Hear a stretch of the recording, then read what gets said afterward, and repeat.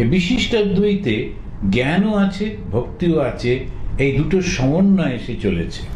জ্ঞানটা কি?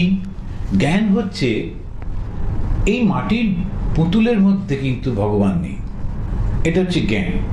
আবার এই মাটির পুতুল বলে যেটাকে দেখছি ওর মধ্যে ঈশ্বরের প্রকাশ আমি প্রার্থনা করছি, ওটাও ভক্তি। আমি জানি যে আমি মাটিকে মোটেই ডাকছি না।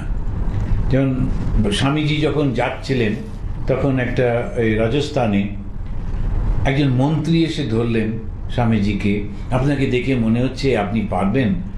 আমাদের রাজা মানুষটা খুব ভালো, কিন্তু এই ব্রিটিশদের সঙ্গে যুক্ত হয়ে সে এখন আর হিন্দু ধর্ম মানে না, সারাক্ষণ ওদের সঙ্গে।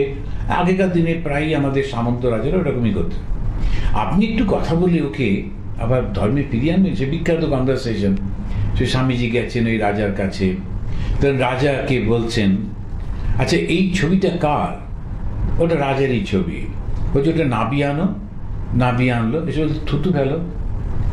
তখন লোকেরা বলছে, আরে আমাদের রাজার ছবি, আমরা কি করে থুতু ফেলবো? তখন হচ্ছে রাজা তো ওর মধ্যে নেই, রাজাতেই তো বসে আছে, ওটা তো একটা কাগজ আর খানিকটা কালি, থুতু ফেলতে কি অসুবিধা ওর উপর?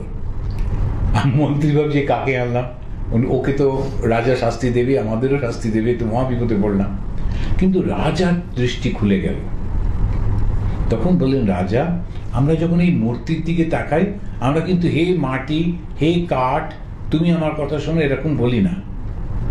হে পাথর, এরকম ভাবে কি প্রার্থনা করি? আমরা দেখতেই পাই না ওটাকে মাটি বলে, আমরা দেখতেই পাই না পাথর বলে, আমরা সেই চৈতন্যময়কে দেখি ওটার মধ্যে দিয়ে। তা ভক্তি আর জ্ঞান এর যখন মিক্সড হয়ে যায়, সেইটা দিয়েও সেটাও পথ। আবার পিওর ভক্তির পথও আছে। জ্ঞান যোগ সত্য, ভক্তি যোগ সত্য, সব পথ দিয়ে তার কাছে যাওয়া যায়। তিনি যতক্ষণ আমি রেখে দেন ততক্ষণ ভক্তি পথই সোজা।